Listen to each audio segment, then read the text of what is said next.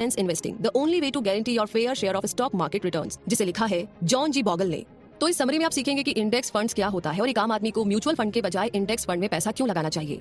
वैसे कि आपको पता है कि जॉन बॉगल के इस प्रिंसिपल पर वॉरेन बुफे को भी इतना भरोसा है कि उन्होंने प्रोटेजी पार्टनर्स नाम की कंपनी से $1 मिलियन की शर्त लगा ली थी कि हेज फंड्स इंडेक्स फंड से ज्यादा रिटर्न नहीं दे सकते। अब आप सोच रहे होंगे कि ये हेज फंड इंडेक्स फंड क्या बला है, तो चिंता ना करें, हम ये सब आपको इस समरी में एक्सप्लेन करने वाले हैं। ये आपकी लाइफ की सबसे इंपॉर्टेंट समरी हो सकती है, इसीलिए इसे ध्यान से और पूरा जरूर सुनिए। तो सबसे पहले आता है don't allow a winners game to change into a losers game. इस समरी में हम ये जानेंगे कि इंडेक्स फंड कैसे म्यूचुअल फंड से बेहतर परफॉर्म करते हैं। पहले हम आपको इंडेक्स फंड, फंड मैनेजर और म्यूचुअल फंड के बारे में बताएंगे। तो बिना देर किए शुरू करते हैं। देखिए, जब भी कंपनी बनती है तो उसे ग्रो करने के लिए पैसा चाहिए होता है। पैसा इकट्ठा करने का एक तरीका ये है कि वो कंपनी अपना कुछ हिस्सा शेयर में कन्वर्ट कर सकता है। मान लीजिए कि कंपनी का 10% 1 लाख शेयर में बदल दिया जाए, तो इसका मतलब है कि अगर कोई उस 1 लाख शेयर को खरीदता है तो वो कंपनी का 10% मालिक बन जाता है। अब जाहिर सी बात है कि इन शेयर्स को बहुत सारे लोग खरीदते हैं ये सोचकर कि किसी दिन इन शेयर्स की वैल्यू बैंक के इंटरेस्ट रेट के मुकाबले ज्यादा बढ़ेगी तो वो शेयर्स को बेचकर अपनी इनकम बढ़ा सकेंगे। अब जो लोग ऐसी इंडिविजुअल कंपनी खुद नहीं ढूंढ पाते वो फंड मैनेजर के पास जाते हैं, यानी कि ऐसे इंसान के पास जिसे इन कंपनीज के बारे में नॉलेज है। ये लोग ऐसी कंपनी ढूंढने में माहिर होते हैं जो फ्यूचर में अच्छा रिटर्न दे सके। अब आप सोच रहे होंगे कि अगर हमारा पैसा डूब गया तो इसका रिस्क कम करने के लिए फंड मैनेजर लोगों के रुपए को एक कंपनी में नहीं बल्कि कई अलग अलग कंपनी में इन्वेस्ट करते हैं, यानी हमें सिर्फ पैसा देना है। मान लीजिए कि आपने 1 लाख रुपए दिए, मैंने 2 लाख रुपए दिए और भी दूसरे लोगों ने अपने अपने हिसाब से पैसे दिए, तो फंड मैनेजर सारे पैसों को अलग अलग कंपनी में लगा देगा और उससे जितना भी फायदा या नुकसान होगा वो हम सब मिलकर के झेलेंगे। तो इसे ही म्यूचुअल फंड कहा जाता है। इंडेक्स फंड भी कुछ म्यूचुअल फंड की तरह ही होता है, लेकिन उसमें पैसा फंड मैनेजर की मर्जी की कंपनी में नहीं बल्कि पहले से बनाए गए कुछ रूल्स के बेसिस पर पैसा लगाया जाता है। जैसे अगर हम अमेरिका के इंडेक्स S&P 500 की बात करें तो इस इंडेक्स फंड में पैसा हमेशा अमेरिका की टॉप 500 कंपनीज में उनकी मार्केट कैप के हिसाब से ही लगाए जाते हैं। वैसे ही इंडिया में निफ्टी 50 नाम का इंडेक्स फंड है, यानी अगर हम इस इंडेक्स फंड में पैसा लगाते हैं तो वो हमारे पैसे को इंडिया की टॉप 50 कंपनीज में उनके मार्केट कैप के हिसाब से लगा देंगे। तो ये सब समझना इतना भी मुश्किल नहीं है ना। इस समरी में जॉन ने ये बताया है कि कोई भी म्यूचुअल फंड लॉन्ग रन में किसी भी इंडेक्स फंड को मात देकर आगे नहीं निकल सकता, इसीलिए हमें अपना पैसा हमेशा इंडेक्स फंड में लगाना चाहिए। तो आइए जानते हैं कि उन्होंने ऐसा क्यों कहा। उसके लिए हमें समझना होगा अ पैरेबल, यानी कि गोट्रोक्स नाम का एक रईस भरा पूरा परिवार था। उन लोगों ने अमेरिका के मार्केट के सारे शेयर्स खरीद लिए थे। जब भी कोई कंपनी ग्रो करने के लिए अपना शेयर मार्केट में निकालती तो वो उसमें पैसे इन्वेस्ट कर देते। इस तरीके से वो और ज्यादा अमीर होते जा रहे थे। इस परिवार का हर मेंबर अमीर हो रहा था और बहुत ही खुश था। लेकिन कुछ टाइम के बाद परिवार के कुछ मेंबर्स एक्सपर्ट की सलाह पर डिसीजन लेने लगे। क्योंकि सारे शेयर्स गोट्रोक्स परिवार में ही थे तो एक्सपर्ट्स ने उनसे कहा कि वो कुछ शेयर्स अपने कजन्स को बेच दे और बदले में उनसे दूसरी कंपनी के शेयर खरीद ले। इससे ये फायदा होगा कि जो कंपनी अच्छा परफॉर्म कर रही है उसके शेयर से उनके कजन्स को नहीं बल्कि उन्हें फायदा होगा। उन लोगों ने बिल्कुल वैसा ही किया, लेकिन रिटर्न बढ़ने के बजाय कम होने लगे। अब आप पूछेंगे कि ऐसा क्यों हुआ? क्योंकि ये एक्सपर्ट्स जो एडवाइस देते थे उसके लिए कमीशन चार्ज करते थे। थोड़ा टाइम बीतने के बाद गोट्रोक्स परिवार को लगा कि भाई उनका ये प्लान तो काम ही नहीं कर रहा है, इसीलिए उन्होंने सोचा कि उन्हें और भी ज्यादा एक्सपर्ट लोगों की जरूरत है जिन्हें और भी ज्यादा नॉलेज हो और जो बेहतर तरीके से उनके शेयर्स को मैनेज कर सके। अब वो और भी ज्यादा मैनेजर्स को हायर करने लगे। अभी उन्हें इन मैनेजर्स को भी फीस देनी पड़ती थी। इसके साथ साथ जब भी शेयर्स खरीदा या बेचा जाता है तो उसके लिए भी उन्हें कमीशन देना पड़ता था। इन मैनेजर्स ने अपनी कमाई को बढ़ाने के लिए जरूरत ना होने के बावजूद भी शेयर्स खरीदना और बेचना शुरू कर दिया। इन सबकी वजह से गोट्रोक्स परिवार को अपनी इन्वेस्टमेंट पर कम रिटर्न मिलने लगा, यहाँ तक कि कई बार तो उन्हें भारी नुकसान भी हुआ। तब उन्हें एहसास हुआ कि उन सारे एक्सपर्ट्स और मैनेजर्स की सलाह एकदम बेकार थी और उन्हें पहले की तरह अमेरिका की कंपनी में इन्वेस्ट करना जारी रखना चाहिए, ताकि जब जब किसी कंपनी को फायदा हो तब उन्हें भी उसका फायदा मिल सके। जॉन का भी यही मानना है कि अगर एक आदमी इधर उधर के बजाय अपने देश के इंडेक्स फंड में पैसा लगाए, यानी अपने देश की टॉप कंपनीज में पैसा लगाए और उसे लंबे समय तक होल्ड करके रखे, तो उसे ज्यादा फायदा होगा। तो पैरेबल को समझने के बाद अब समझते हैं मार्केट के बिहेवियर को। हम सब जानते हैं कि किसी भी कंपनी के शेयर की वैल्यू कभी भी बढ़ जाती है तो कभी भी कम हो जाती है। क्या आपके मन में सवाल नहीं आता है कि ऐसा क्यों होता है? तो जॉन का कहना है कि ऐसा 2 कारणों से होता है। पहला तो ये है कि उस कंपनी की अर्निंग, यानी कि कंपनी असल में कितना प्रॉफिट कमा रही है। अगर अर्निंग बढ़ेगी तो शेयर का दाम भी बढ़ना चाहिए और अगर अर्निंग कम होगी तो शेयर का दाम भी गिरना चाहिए। और देखा जाए तो एक शेयर के दाम पर सिर्फ इसका ही असर पड़ना चाहिए, लेकिन असल जिंदगी में ऐसा नहीं होता। शेयर के दाम पर अलग अलग चीजों का काफी असर पड़ता है। लोगों की इमोशन यानी भावनाओं का भी इस पर असर होता है। इस इमोशन को PE रेशो से मेजर किया जा सकता है, यानी प्राइस टू अर्निंग रेशो से। तो आइए पहले हम इसे समझ लेते हैं। मान लीजिए कि आप एक कंपनी में 100 रुपए इन्वेस्ट करते हैं और 1 साल के बाद वो कंपनी आपको 5 रुपए कमा कर देती है। तो इस कंपनी का PE रेशो हुआ प्राइस डिवाइडेड बाय अर्निंग, यानी कि PE ratio 100 divided 5 is equal to 20, यानी कि 20 रुपए। तो PE रेशो 20 का मतलब हुआ कि लोग 1 साल में 1 रुपए कमाने के लिए उस कंपनी में 20 रुपए लगाने को तैयार है। अगर इसी कंपनी का PE 50 हो जाए, 50 हो जाए, तो इसका मतलब है कि लोगों को भरोसा है कि कंपनी अच्छा परफॉर्म करेगी और 1 साल में 1 रुपया कमाने के लिए वो इसमें 50 रुपए इन्वेस्ट करने को तैयार है। इसी तरह अगर इसका PE कम हो जाता है, यानी लोगों को कंपनी से ज्यादा उम्मीद नहीं है, तो वो इसमें कम पैसा लगाना चाहेंगे। इस तरह पीई रेशो का भी शेयर के दाम पर बहुत असर होता है। तो हमने देखा कि शेयर के दाम 2 वजह से कम या ज्यादा हो सकते हैं, कंपनी की अर्निंग से और लोगों के इमोशन से। तो जब कंपनी कोई प्रोडक्ट या सर्विस ऑफर करके प्रॉफिट कमाती है तो उसका असर शेयर के दाम पर होता है, और जब लोगों की उम्मीद कंपनी के प्रति बढ़ती जाती है या कम होती है तो इसका भी असर होता है, जिसे हमने पीई रेशो के जरिए समझा। लेकिन लॉन्ग रन में पीई से ज्यादा फर्क नहीं पड़ता, क्योंकि कंपनी की असली वैल्यू उसके अर्निंग पावर से डिसाइड होती है और शेयर का फाइनल प्राइस लंबे समय में कंपनी की अर्निंग पावर को दिखाता है। अब आगे बढ़ते हैं और बात करते हैं how most investors turn a winners game into a losers game. आइए समझते हैं। जॉन कहते हैं कि अगर हम अपने देश के सारे इन्वेस्टर्स का रिटर्न देखें, यानी उन्होंने कितना % कमाया है, तो वो मिलाकर उतना ही रिटर्न होगा जितना कि मार्केट ने उन्हें दिया है। लेकिन अगर इनमें से कुछ इन्वेस्टर्स ने इन्वेस्ट करने के लिए फंड मैनेजर्स की मदद ली है तो उन्हें उनकी कमीशन भी देनी पड़ेगी, और बिल्कुल उतना ही उन्हें कम रिटर्न भी मिलेगा। उनका रिटर्न उतना ही कम हो जाएगा जितना उन्होंने कमीशन दिया है।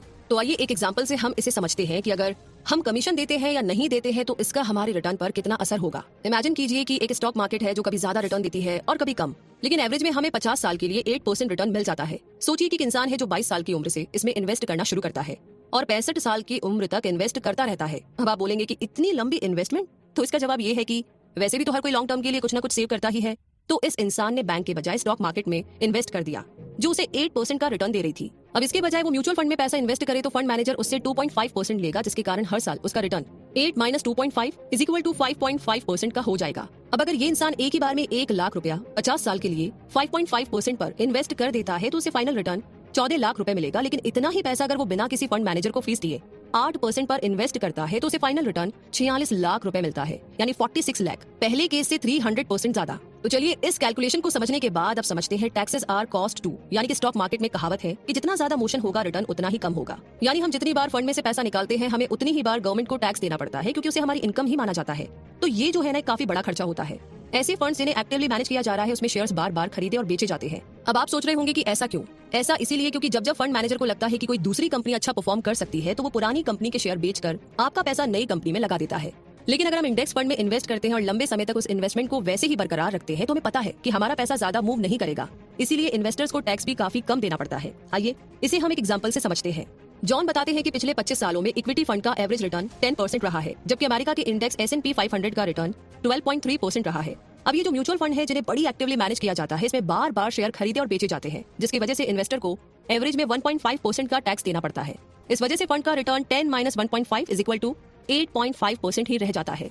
अगर हम S&P 500 की बात करें तो उसमें टैक्स 0.6% के करीब है, और ये रेट इसीलिए कम है क्योंकि इस इंडेक्स में शेयर्स बहुत ज्यादा खरीदे और बेचे नहीं जाते हैं। इसीलिए इनका रिटर्न 12.3 - 0.6 = 11.7% के करीब आता है। इसका मतलब ये है कि अगर कोई 1 लाख रुपया 25 सालों के लिए म्यूचुअल फंड में इन्वेस्ट करता है तो उसे लास्ट में 6,17,000 रुपए ही मिलेंगे, यानी कि 6,17,000 रुपीज। लेकिन इंडेक्स फंड में 14,90,000 मिलेंगे, मतलब 14,90,000 रुपीज। यानी म्यूचुअल फंड वालों को करीब 8,37,000 यानी कि 8,37,000 रुपीज कम मिलेंगे। तो इस कैलकुलेशन को समझने के बाद अब आते हैं हम मुद्दे पर, यानी कि सिलेक्टिंग लॉन्ग टर्म विनर्स। कहने का मतलब ये है कि हमें किस फंड में पैसा लगाना चाहिए। तो इसके लिए कहावत है कि don't look for the needle, by the hashtag. John कहते हैं कि घास के ढेर में सुई मत ढूंढो, बल्कि पूरा घास ही खरीद लो। अब इसे स्टॉक मार्केट के कॉन्टेक्स्ट में बोले तो अगर हम सिर्फ उन कंपनीज को ढूंढने में लगे रहेंगे जो इंडेक्स फंड को बीट कर सकती है और उससे ज्यादा रिटर्न दे सकती है, तो ये तो एक लूजर की गेम हुई। इसके बजाय ऐसी कंपनीज में इन्वेस्ट करना चाहिए जो पहले से ही टॉप पर है। इन शॉर्ट अपने देश का ही इंडेक्स फंड ही खरीद लो। इस पॉइंट को साबित करने के लिए जॉन ने पिछले 36 साल का म्यूचुअल फंड का एग्जाम्पल दिया है। पिछले 36 साल में 355 यानी कि 355 नए म्यूचुअल फंड आए थे, लेकिन उनमें से 223 यानी कि 223 म्यूचुअल फंड्स बंद हो गए, यानी 2/3 से भी ज्यादा आउट ऑफ बिजनेस हो चुके थे। इतना ही नहीं, जो बचे थे उनमें से 60 ने यानी कि 60 ने इंडेक्स फंड के मुकाबले काफी ज्यादा खराब परफॉर्म किया। 48 यानी कि 48 ने इंडेक्स फंड के आसपास परफॉर्म किया, और सिर्फ 24 यानी कि 24 ने अपने इन्वेस्टर्स को इंडेक्स फंड से ज्यादा प्रॉफिट कमा कर दिया। असल में इन 24 में से भी ज्यादातर म्यूचुअल फंड्स ने शुरू में ही अच्छा परफॉर्म किया था, जब इनका फंड साइज छोटा था। और जैसा कि वॉरेन बुफे कहते हैं, a fat wallet is the enemy of superior returns, यानी जिनकी जेब में ज्यादा पैसा होता है वो बिना सोचे समझे लापरवाही से कहीं भी पैसा इन्वेस्ट कर देते हैं, इसीलिए उनके रिटर्न्स कम हो जाते हैं। इस तरह लास्ट में सिर्फ 3 ऐसे म्यूचुअल फंड थे जो बंद नहीं हुए और इंडेक्स फंड के रिटर्न को बीट कर पाए, यानी 1% म्यूचुअल फंड भी लॉन्ग टर्म में इंडेक्स फंड को मात नहीं दे सके। अब इससे पहले कि कोई सोचे चलो यार इन्हीं 3 म्यूचुअल फंड में हम इन्वेस्ट कर देते हैं, तो रुक जाइए, क्योंकि अभी बात पूरी नहीं हुई। असल में म्यूचुअल फंड मैनेजर्स को भी पता नहीं होता है कि 355 यानी कि 355 म्यूचुअल फंड्स में से कौन अच्छा परफॉर्म करेंगे और आने वाले सालों में कौन अच्छा रिटर्न दे पाएंगे। तो क्या ये कॉमन सेंस नहीं है कि अगर सिर्फ 1% म्यूचुअल फंड ही इंडेक्स फंड को बीट कर पाते हैं तो क्यों ना पैसा इंडेक्स फंड में ही इन्वेस्ट किया जाए। अब बात घूम करके वहीं पर आ गई है कि घास के ढेर में सुई मत ढूंढो, बल्कि पूरी घास ही खरीद लो। तो इसे आप इस तरीके से सोचिए कि अगर आप एक डाइस भी रोल करते हैं तो किसी भी नंबर आने का चांस 1/6 होता है, यानी 16.66%, और यहाँ पर इंडेक्स फंड को बीट करने का चांस तो सिर्फ 1% से भी कम है। तो आप इस बारे में जरूर सोचिए। आगे बढ़ते हैं और अब समझते हैं focus on the lowest cost funds, यानी कि हम जानते हैं अब तो कि अगर आप किसी एक्सपर्ट या मैनेजर से इन्वेस्टमेंट की टिप लेते हैं तो आपको उन्हें फीस भी देनी होगी और वो आपसे जितना पैसा लेंगे आपका रिटर्न उतना ही कम होता रहेगा। किसी भी म्यूचुअल फंड की सबसे बड़ी कॉस्ट होती है एक्सपेंस रेशो। एक्सपेंस रेशो का मतलब है कि हमारे पैसों को मैनेज करने के लिए और एडवर्टीजमेंट करने के लिए हमसे जो कॉस्ट ली जाती है।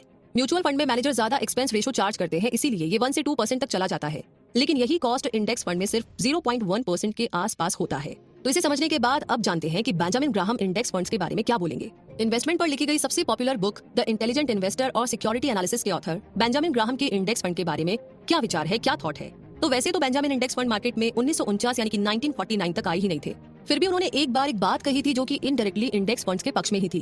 उन्होंने कहा था कि ज्यादातर इन्वेस्टर्स के पास ना तो इतना टाइम होता है और ना ही इतनी दिलचस्पी और लगन होती है कि वो हर टाइम बिजनेस के बारे में ही पढ़ते रहे, इसीलिए उन्हें अपने पैसे डिफेंसिव पोर्टफोलियो में इन्वेस्ट करना चाहिए और उससे जितना भी रिटर्न मिले उसी में संतुष्ट रहना चाहिए।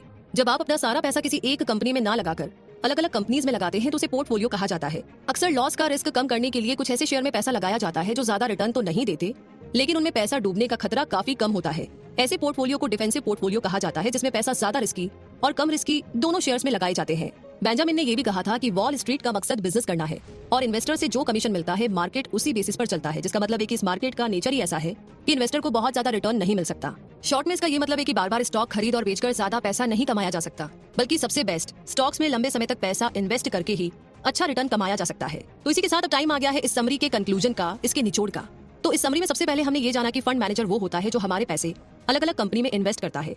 फिर हमने समझा कि म्यूचुअल फंड वो होता है जिसमें बहुत सारे लोग पैसा लगाते हैं और फंड मैनेजर अपनी कैलकुलेशन के हिसाब से उसे इन्वेस्ट कर देता है। यहाँ फंड मैनेजर को एक्टिव होकर इसे मैनेज करना पड़ता है। फिर हमने समझा कि इंडेक्स फंड भी म्यूचुअल फंड जैसा ही होता है, लेकिन यहाँ पर पहले से कुछ रूल्स बनाए हुए होते हैं जिसके हिसाब से पैसे इन्वेस्ट किए जाते हैं, इसीलिए फंड मैनेजर को इसे ज्यादा एक्टिव होकर के मैनेज नहीं करना पड़ता, जिसकी वजह से इंडेक्स फंड में एक्सपेंस रेशो काफी कम होता है।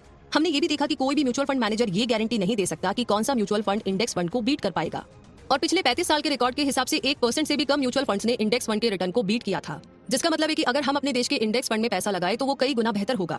हमने इस टॉपिक पर बेंजामिन ग्राहम के नजरिए को भी समझा। इस इन्वेस्टमेंट मार्केट का नेचर ही ऐसा है कि ये तभी ग्रो करेगा जब मैनेजर्स को कमीशन मिलेगा, और ज्यादा कमीशन तब मिलेगा जब शेयर्स बार बार खरीदे और बेचे जाएंगे, जिसका सीधा साधा मतलब है कि इन्वेस्टर्स को रिटर्न कम मिलेगा। तो अब जब आप इस फर्क के लॉजिक को समझ गए हैं तो सोच समझकर अपनी जमा पूंजी को इन्वेस्ट करें। तो दोस्तों, इन्हीं सारे कॉन्सेप्ट और इतनी अमेजिंग नॉलेज के साथ ये समरी यहीं पर समाप्त होती है, लेकिन हमारी जो पैसा कमाने की आगे बढ़ने की जर्नी है वो हमेशा एक और नई समरी के साथ ना थोड़ा और आगे बढ़ती है। तो यूं ही आगे बढ़ते रहना है, लेकिन उसी के साथ फिलहाल ये जरूर बताइएगा कि ये समरी आपको कैसी लगी, कौन सी बात आपको बहुत अच्छी लगी, क्या एक्जैक्टली समझ में आया, क्या डिसीजन लेने वाले हैं, क्या करने वाले हैं फ्यूचर के लिए। आपकी सारी बातें हमारे साथ शेयर कर सकते हैं कमेंट बॉक्स में लिख करके। साथ ही आगे की समरी के बारे में जानना चाहते हैं वो भी बता दीजिए, और अपना ढेर सारा प्यार आप हमें यूं ही दे सकते हैं गूगल प्ले में रिव्यूज देकर के। तो रखिए अपना बहुत सारा ध्यान, हमेशा खुश रहिए, मुस्कुराते रहिए। जय हिंद। हमें पता है कि आप में से मैक्सिमम लोगों को लग रहा होगा कि ये थ्योरी तो ठीक है, लेकिन काश कोई ऐसा एक्सपीरियंस टीचर मिल जाए जिसने सालों तक खुद इन्वेस्टमेंट किया हो और वो हमें शुरू से लेकर एंड तक ये बता दे कि एग्जैक्टली शेयर्स कैसे खरीदें, कंपनीज कैसे सिलेक्ट करें एंड सो ऑन।